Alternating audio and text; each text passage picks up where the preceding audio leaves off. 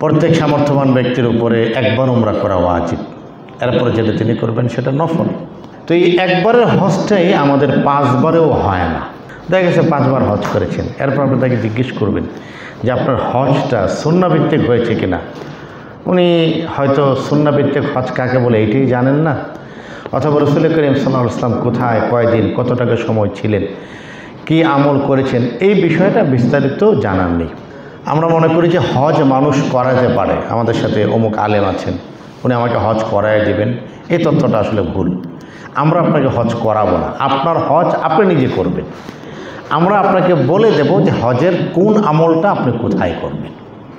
এজন্য আমাদের অধিকাংশ হজ যাত্রী ভাইদের একটা প্রশান্তি অথবা একটা কি বলে এটাকে কমফোর্টেবল জায়গা থেকে আরাফার ময়দানে আপনি কী করবেন এটা আমি আপনাকে বলে দেব, মুজদালিফার রাতে আপনি কী করবেন এটা আমি আপনাকে বলে দেব, মিনায় আপনি কী করবেন এটা আমি আপনাকে বলে দেব, জামারাতের 3 দিন আপনি কী করবেন এটা আমি আপনাকে বলে দেব, মক্কায় আপনার কী কাজ এটা আপনাকে বলে দেব।